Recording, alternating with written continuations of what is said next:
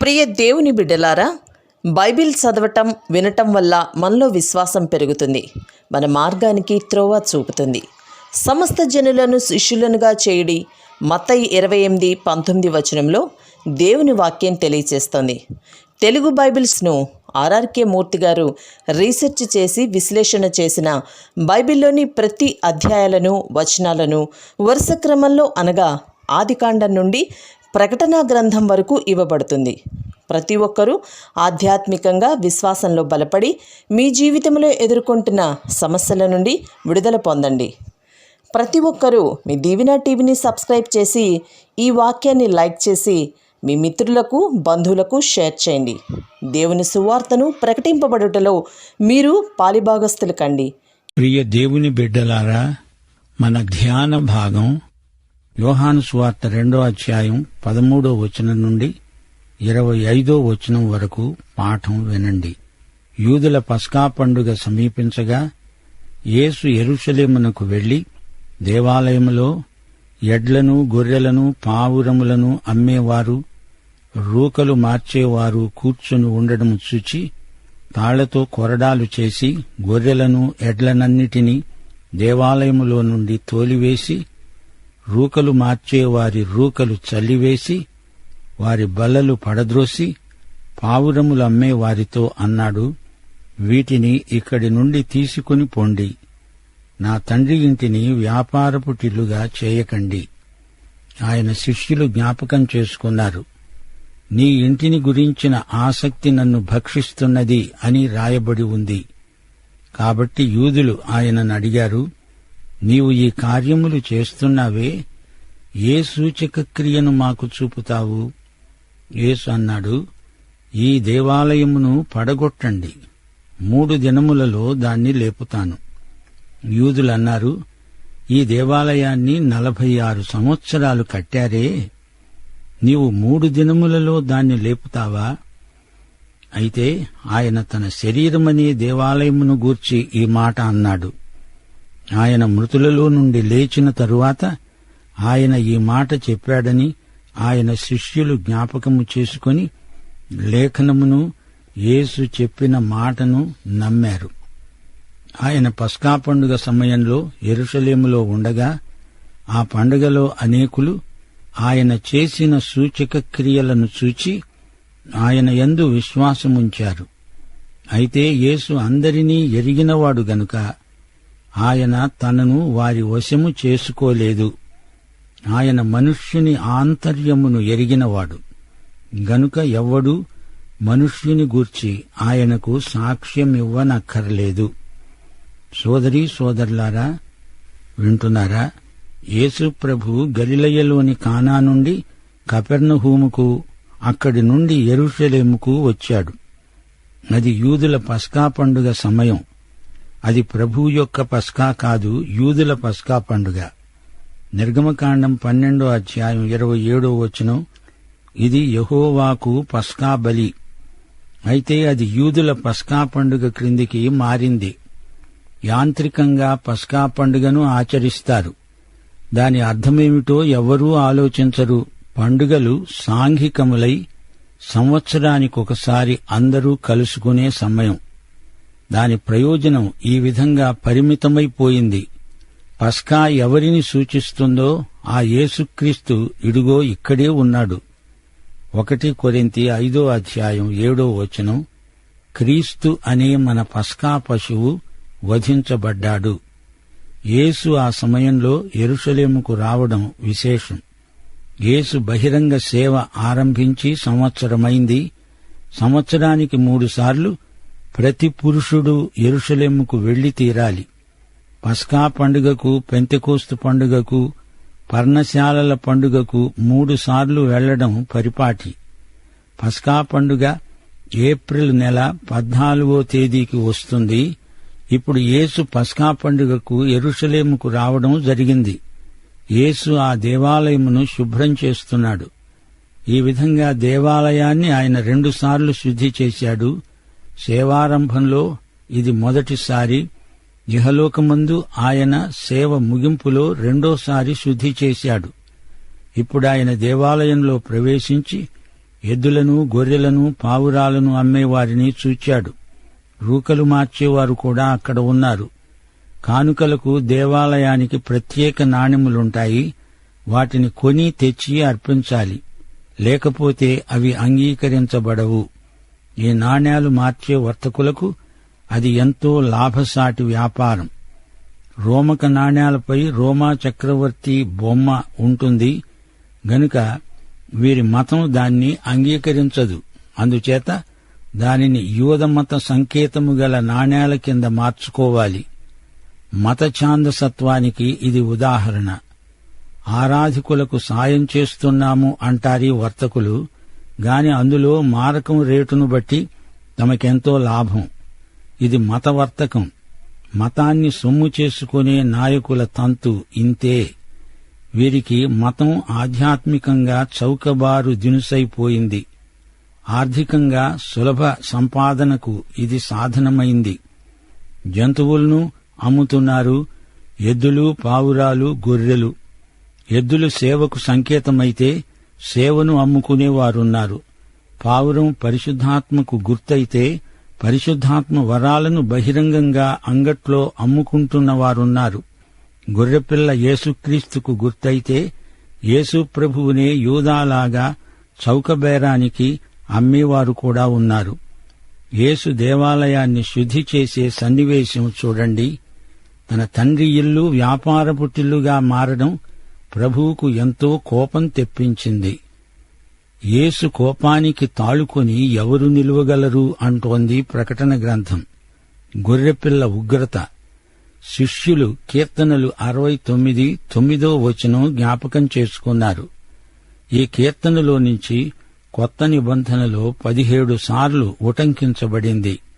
కీర్తన 69 కొత్త నిబంధనలో ప్రయోగించబడిన 6 కీర్తనల్లో ఇది ఒకటి. నీ ఇంటిని గురించిన ఆసక్తి నన్ను భక్షించి ఉన్నది. యోహాను సువార్త 15:25, యోహాను సువార్త 19:28-29 కూడా ఇదే కీర్తన వచనం ప్రయోగించబడింది. కొత్త నిబంధన గ్రంథంలో 2 కీర్తన 22, 89 కీర్తన 110, 118 కీర్తనల్లో నుంచి పలు సందర్భాల్లో ఉటంకించబడడం గొప్ప విశేషం. ఈ దేవాలయమును పడగొట్టండి అనే మాటకు రద్దు చేయండి అనే అర్థాంతరం ఉంది. యేసు తన శరీరాన్నే చూపుతూ ఈ మాట అన్నాడు. అక్కడే కనబడుతూ ఉన్న హెరోదు కట్టించిన ఆలయం ఉంది. దాని నిర్మాణం ఇంకా పూర్తి కాలేదు. 46 సంవత్సరాల నుంచి అది కడుతూనే ఉన్నారు. గ్రీకు భాషలో లూవో అంటే విప్పటము అని అర్థం. విప్పండి, పడగొట్టండి, 3 రోజుల్లో నేను దీన్ని లేపుతాను అంటున్నాడు ప్రభువు. యోహాను సువార్త 2:14-15 దేవాలయము అనే దానికి గ్రీకు మాట హైరోన్. అది దేవాలయంలోని బయటి ఆవరణం. దానిని ప్రభువు శుద్ధి చేశాడు. నావోస్ అనే మాట 19-20 వస్తుంది. ఈ దేవాలయం అని యేసు అంటే వారు ఆ దేవాలయం అనుకున్నారు. యేసు తనను తానే చూపుకుంటూ ఈ మాట అన్నాడు. వారేమో భౌతిక నిర్మాణమైన ఆ దేవాలయాన్ని చూపుతూ మాట్లాడుతున్నారు. 1 కొరింథీ 6:19 పౌలు ఇదే మాట అన్నాడు. మీ దేహము దేవుని వలన మీకు అనుగ్రహించబడి మీలో ఉన్న పరిశుద్ధాత్మకు ఆలయమై ఉన్నదని మీరెరుగరా? ఆలయము అంటే నావోస్ గ్రీకు మాట. ఈ రోజున దేవుని ఆలయము హస్తకృతమైనది కాదు. మన శరీరమే పరిశుద్ధాత్మకు నావోస్ అనగా ఆలయం అయి ఉన్నది. ఈ దేవాలయాన్ని పడగొట్టండి అని యేసు తన శరీరాన్ని గురించే ఆ మాట పలికాడు. తన శరీరమనే దేవాలయాన్ని వారు పడగొడతారు. తనను సిలువ వేసి చంపుతారు. గాని ఈ దేవాలయం 3 రోజుల్లో తిరిగి లేస్తుంది. అనగా యేసు ప్రభు చనిపోయి తిరిగి లేస్తాడు. 3 రోజుల్లో లేపుతాను. ఎగైరో అనే గ్రీకు మాటను ప్రభువు ఇక్కడ వాడాడు. యేసు పునరుత్థానం, ఆయన లేవడం ఎగైరో. ఈ మాట 5 సార్లు కొత్త నిబంధనలో వస్తుంది. విశ్వాసులు కూడా అంత్యదినమందు లేస్తారు. ఎగైరో.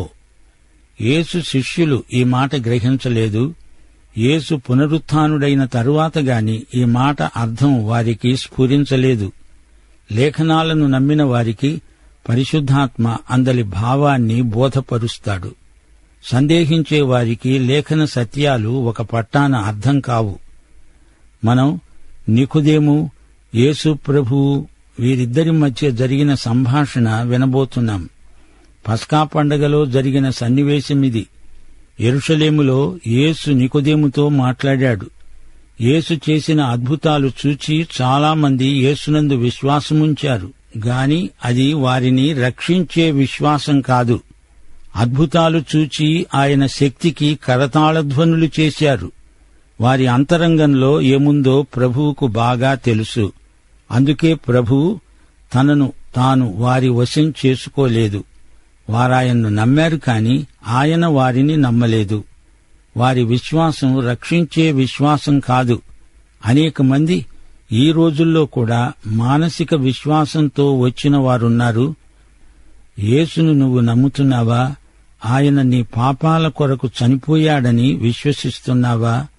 ఆయన తిరిగి లేచి నిన్ను నీతిమంతుడని నిర్ధారణ చేశాడా? ఆయన నీలో ఉండి నీకు మహిమ నిరీక్షణ అయి ఉన్నాడా? ఆ రోజున ఆ గుంపు జనం యేసు చేసిన సూచక క్రియలు చూచారు, నమ్మారు, అంతే. వారిది మానసిక విశ్వాసం, అది హృదయ విశ్వాసం కాదు. మనిషి ఆంతర్యం సృష్టికర్త అయిన యేసుకు తెలుసు. యేసునందు సరైన విశ్వాసముంచిన వారికి యేసు తనను తాను అప్పగించుకుంటాడు. 3వ అధ్యాయంలో నికోదేము యేసు దగ్గరికి వస్తాడు. అది రాత్రివేళ. ప్రభువు తనను తాను అతనికి అప్పగించుకున్నాడు. నికోదేము విశ్వాసం కేవలం మానసికం కాదు, అది సజీవ విశ్వాసం. యేసు ఆనందమయుడు. ఆయనే ఆనందం, మహానందం.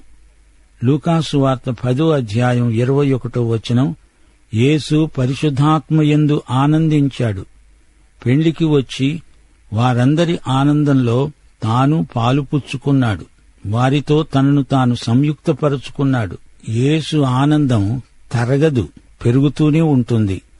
లాజరు చనిపోయి మరియమార్తలు ఏడుస్తూ ఉంటే యేసు అద్భుతం చేసి వారి సంతాపాన్ని సంతోషంగా మార్చాడు.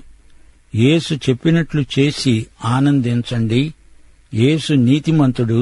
యేసు తన బహిరంగ సేవారంభంలో దేవాలయాన్ని శుద్ధి చేసిన నీతిమంతుడు. తీర్పు దేవుని ఇంటితోనే ఆరంభమవ్వాలి. 1 పేతురు 4వ అధ్యాయం 17వ వచనం. అది మన వద్దనే ఆరంభమైతే దేవుని సువార్తకు అవిధేయులైన వారి గతి ఏమవుతుంది?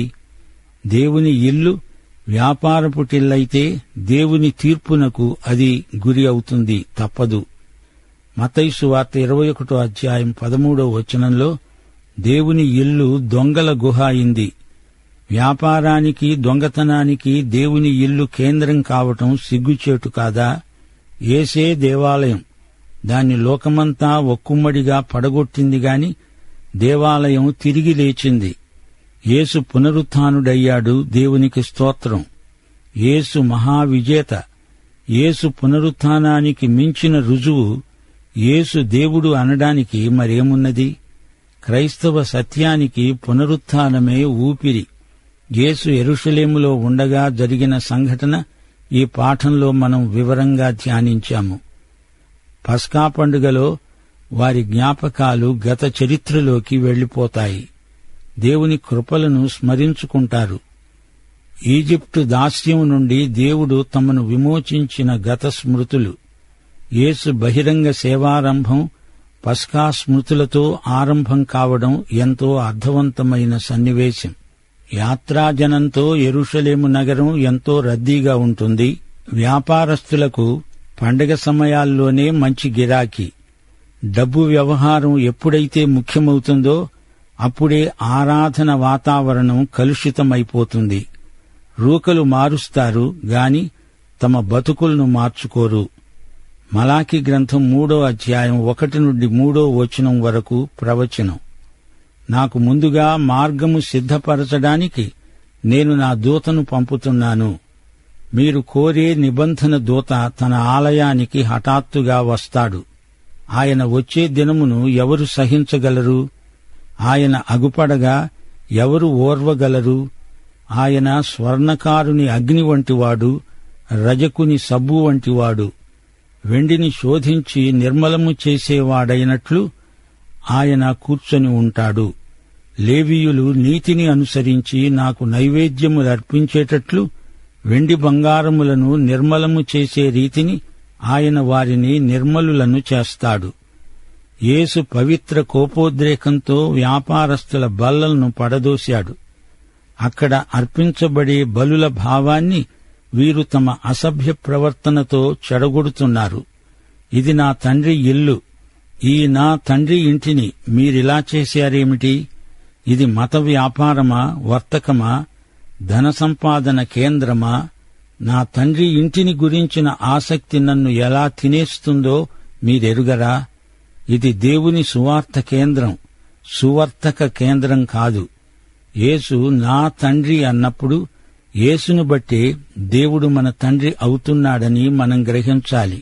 తండ్రి ఇంటిని గురించిన యేసు ఆసక్తికి ఆయన చెల్లించిన వెల శిలువ మరణం. యూదులు యేసు నుండి ఏదైనా సూచన కావాలని అడిగారు. యేసు తన మరణ పునరుత్థానాలే సూచనలు పొమ్మన్నాడు. ఈ దేవాలయాన్ని పడగొట్టండి అనే మాటను పట్టుకొని ఆయన మీద అభియోగం మోపారు. మత్తయి సువార్త 26వ అధ్యాయం 60-61 వచనాలు.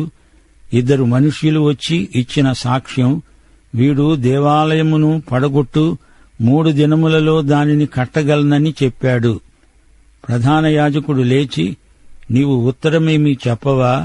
వీరు నీ మీద పలుకుతున్న సాక్ష్యమేమిటి అని అడుగగా ఆయన ఊరుకున్నాడు.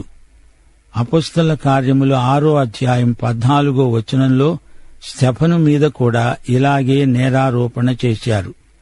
నజరేయుడైన యేసు ఈ చోటును పాడుచేసి మోషే మనకిచ్చిన ఆచారములను మారుస్తాడని వీడు చెప్పగా మేము విన్నాము. ప్రజలు యేసు చేసిన అద్భుతాలను చూచి ఆయన గొప్ప వ్యక్తి, స్వస్థపరుస్తాడు అని నమ్మారు గాని ఆయన రక్షకుడు, ప్రభువు అని నమ్మలేదు. యేసు చనిపోయి తిరిగి లేచిన తరువాత, పరిశుద్ధాత్మ వచ్చిన తరువాత మనల్ని రక్షించే విశ్వాసానికి ఆధారము, రుజువు ఏర్పడ్డాయి. దేవునికి స్తోత్రం. 1 సమూయేలు 16వ అధ్యాయం 7వ వచనం. అతని రూపమును అతని ఎత్తును లక్ష్యపెట్టకు, మనుష్యులు లక్ష్యపెట్టే వాటిని యెహోవా లక్ష్యపెట్టడు. మనుష్యులు పై రూపమును లక్ష్యపెడతారు గాని యెహోవా హృదయాన్ని లక్ష్యపెడతాడు. అపొస్తల కార్యములు 1వ అధ్యాయం 24వ వచనం. అందరి హృదయములను ఎరిగిన ప్రభువు మన దేవుడు. 139వ కీర్తన దేవుని సర్వజ్ఞత్వాన్ని వివరిస్తుంది. నికోదేము హృదయంలో ఏముందో ప్రభువుకు తెలియనిది కాదు. యెహోవా, నీవు నన్ను పరిశోధించి తెలుసుకొని ఉన్నావు. నేను కూర్చోవడము, లేవడము నీకు తెలుసు. నాకు తలంపు పుట్టకమునిపే నీవు నా మనస్సు గ్రహిస్తున్నావు. అవును, నికోదేము అడగకముందే అతని హృదయములో దాగి ఉన్న ప్రశ్న, దేవుని రాజ్యమును గురించిన సందేహం, యేసు దానిని బయలుపరిచి సమస్యకు నిత్య పరిష్కారం సూచించాడు. నీవు కొత్తగా పైనుండి పుట్టాలి, లేకపోతే దేవుని రాజ్యములో ప్రవేశించలేవు. దైవాశీస్సులు. ఆమేన్.